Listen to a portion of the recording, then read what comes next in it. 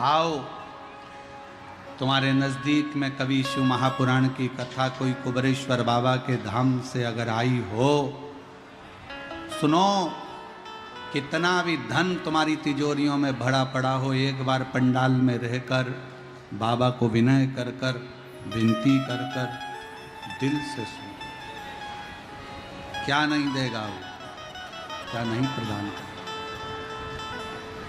सब देना जानते, आप उसको भजो, सुनो। जो लड़का लड़की कहते हैं कि हमारी नौकरी नहीं लग सकती, हमारी जॉब नहीं लग सकती, गवर्नमेंट जॉब नहीं लग सकती, हम उनको भी कहते हैं, कभी एक बार कुबरेश्वर बाबा की जब सावन महीने में कावड़ भराती है ना, एक बार सावन महीने में कुबरेश्वर धाम जाकर कावड़ का जल सीवन नदी का भरकर बाबा को समर्पित कर कर देखो, मेरा बाबा तुमको दूसरी बार खुशियां देकर ही बुलाए, खुशियां देकर ही। आप दुनिया भर में कावड़ भरे होगे, एक बार सीहोर की कावड़ कभी सावन महीने में योग लगे तो जाकर देखना, कावड़ में उसकी आराधना करो,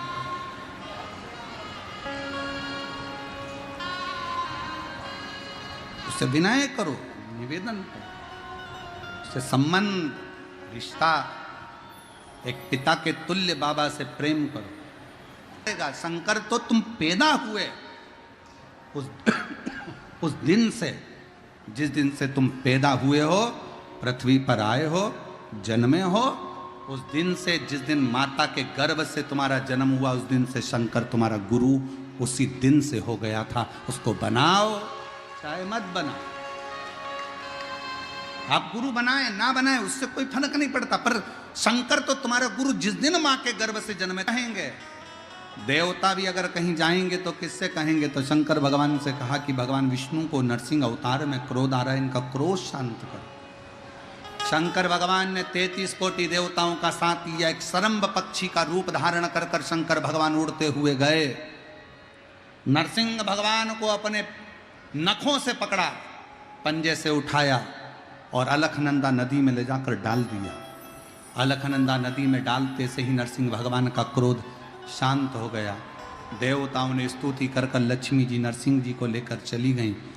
नरसिंह शिला आज भी बद्रीनाथ में अलखनंदा नदी में, आप कभी बद्री विशाल दर्शन करने जाएं तो बद्री विशाल के मंदिर पर पुल पर जब जाते हैं, राइट में ताप्त कुंड है जहां गर्म पानी बहता है, उसी के नीचे अलखनंदा नदी में किसी पंडित जी से पूछेंगे तो बता देंगे कि नरसिंह शिला है। नरसिंह जी तो चले गए, शिला के रूप में एक प्रतिबिंब छोड़ गए, जो नरसिंह शिला आज भी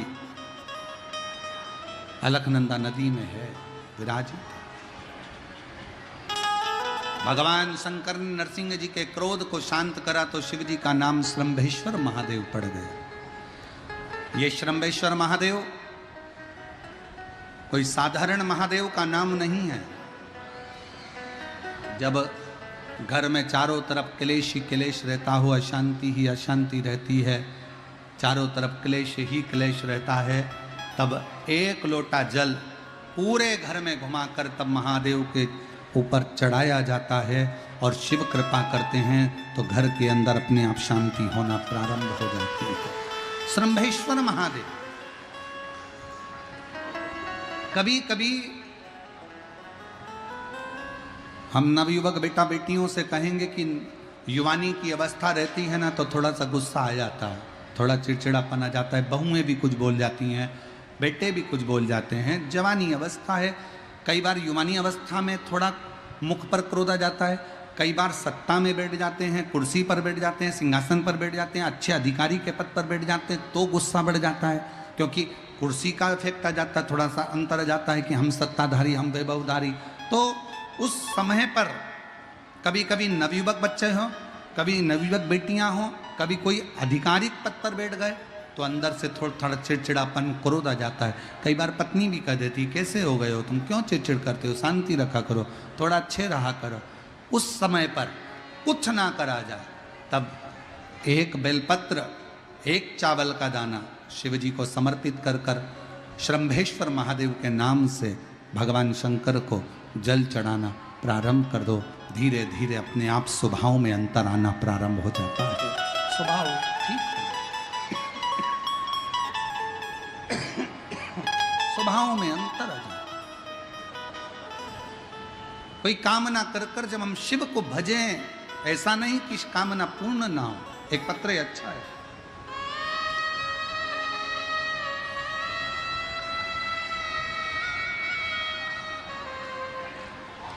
नहीं थी। हम लोग इतने दुखी हो गए थे कि कुछ खाने के लिए भी नहीं था। आप कहते हो ना कि पुरुष की जेब और स्त्री की गोद खाली होती है तो कोई नहीं पूछता, कोई नहीं ध्यान देता। समाज के लोग, परिवार के लोग कोई सम्मान नहीं देते थे गुरुदेव। पैसा था नहीं, 2 रुपए के लिए भी हम मोहताज हो गए थे। मेरी मम्मी के कहने पर 2020 में कथा सुनना प्रारंभ किया।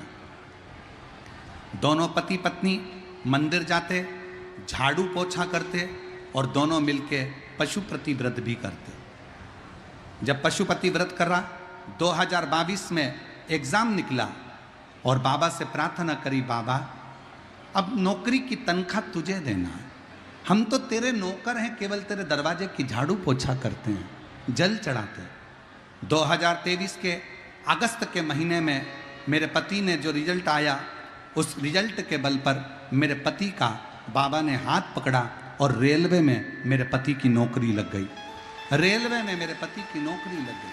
हम बाबा को प्रणाम करने के लिए। शिव कैसी कृपा करता है, कैसी करुणा करता, कैसी दया करता है, ये शिव पर ही आधारित।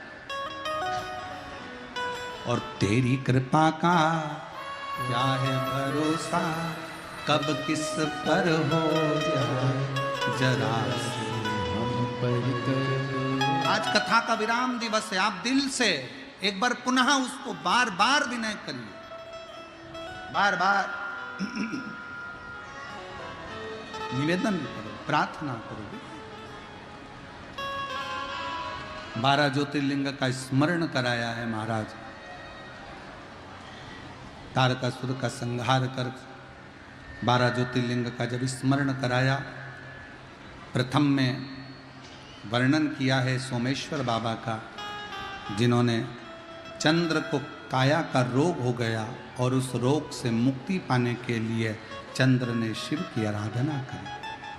भगवान शंकर सोमेश्वर महादेव के रूप में विराजमान हुए। वर्णन आया है मल्लिकार्जुन का, कार्तिकेय रुष्ट होकर चले गए थे, जिनको राजी करने के लिए शिव पार्वती ने उनका अनुमोदन किया। भगवान मल्लिकार्जुन के रूप में विराजमान हो। अगला वर्णन आया है श्री महाकाल का। दूषण नाम के राक्षस का संहार करने के लिए भगवान महाकाल बन जाते हैं। फिर वर्णन आया है ओंकारेश्वर का। विंध्य नामक पर्वत के तप बल से प्रकट होकर भगवान ओंकारनाथ नर्मदा जी को ओम की आकृति देकर विराजमान हो जाते। वर्णन आया केदारनाथ जी का। नर नारायण ने तप कर कर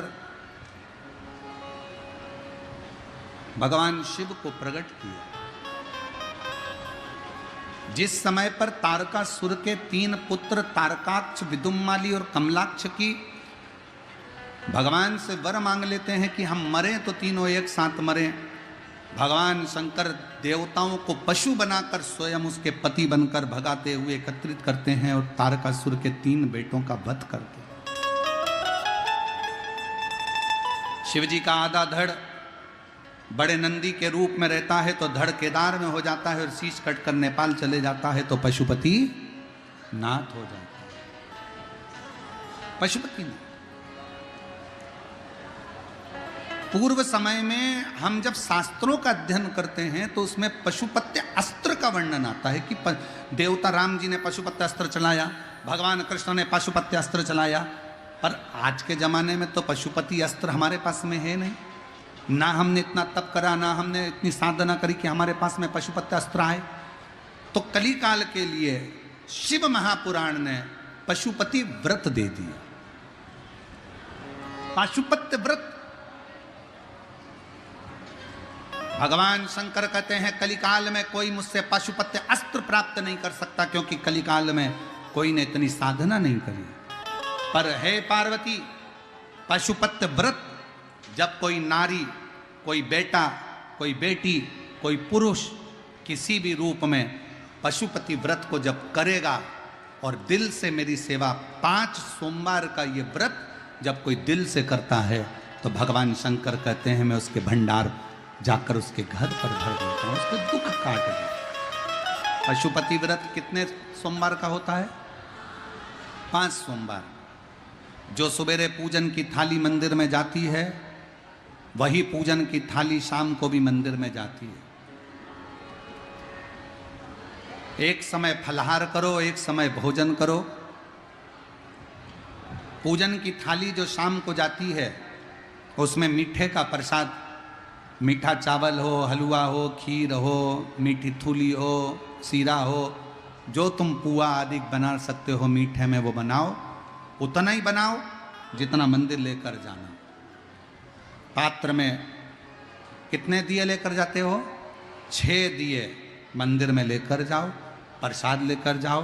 मंदिर में 6 दिए जमीन पर रखो, 5 दिए प्रज्वलित कर दो, 5 दियों को जला दीजिए। प्रसाद के 3 हिस्से कर दीजिए। प्रसाद के 3 हिस्से कर दो, सामने रख दो। बाबा को स्नान पूजन आदि कराकर अर्चन कर कर फिर एक दिया जिसको तुमने जलाया नहीं है उसको थाली में रख लो। प्रसाद का एक हिस्सा थाली में रख लो, 2 हिस्से मंदिर में छोड़ दो, 5 दिए मंदिर में छोड़ दो। बाबा को विनती करो आज मेरा पहला पशुपति व्रत है, बाबा स्वीकार करो। जो तुम्हारी कामना है बाबा से विनय करिए, निवेदन करिए। प्रसाद और दिया लेकर अपने घर की ओर आ जाइए। घर के अंदर जब प्रवेश करो, सीधे हाथ की ओर घर में अंदर जाओ तो सीधे हाथ की ओर बैठ जाओ। घर की ओर मुख कर कर 6ठे नंबर का जो दिया है वहां जला दो। बाबा को विनती करो, बाबा आज मेरा पहला व्रत है, मैंने इस कामना से व्रत किया है, बाबा पूर्ण करना। बाबा अंदर जाओ। भोजन करने के लिए जब बैठो तो जो प्रसाद का हिस्सा लेकर आए हो ना, उस प्रसाद को सबसे पहले खाओ, फिर भोजन करो। अपने प्रसाद में से किसी को हिस्सा नहीं देना है, चाहे बच्चे हो चाहे घर का कोई व्यक्ति हो। जो प्रसाद आया है केवल तुम्हारे लिए आया, उसको पाइए। कभी बीच में रजस्वला धर्म आ जाए, कहीं जाना पड़ जाए, कोई कहीं किसी कारण से जाना पड़ गया, व्रत छूट गया, कोई बात नहीं, अगला कर लो। पर व्रत 5 ही कहलाए, 5 व्रत ही मूल मान लो। 5वां व्रत जब पूर्ण हो, श्रीफल लेकर 108 चावल का दाना या बेलपत्र या फूल या पंखड़ी कुछ लेकर भेंट आदि दक्षिणा रखकर बाबा को प्रणाम कर कर विनय कर कर दो। और 5वां व्रत भी ऐसे ही पूर्ण करो। बाबा से विनय करो आज हमारा पशुपति व्रत पूर्ण हुआ है।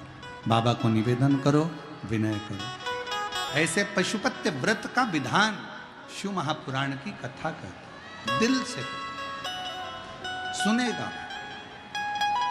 किस किस ने करें व्रत?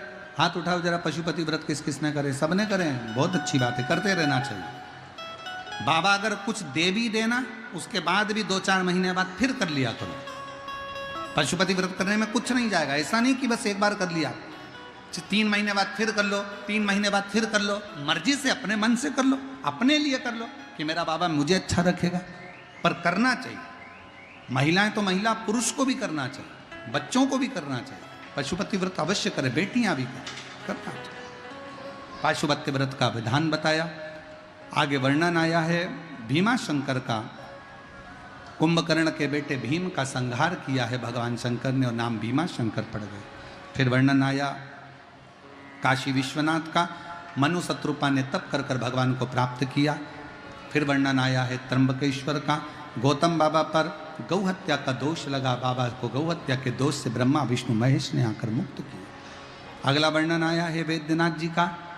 रावण शंकर भगवान को लेकर जा रहा था, शिवलिंग के रूप में भूमि पर ही रख दिया, बाबा वैद्यनाथ जी के रूप में विराजमान हो गए। नागेश्वर बाबा का वर्णन आया। दारुक नाम के राक्षस का संहार भगवान ने कर कर नागेश्वर के रूप में विराजमान हुए। फिर वर्णन आया है रामेश्वरम का। भगवान राम जी लंका पर चढ़ाई करने से पहले शिवलिंग की स्थापना कर कर पूजन करते हैं, बाबा रामेश्वरम के रूप में विराजमान हुए। फिर वर्णन आया है कृष्णेश्वर का।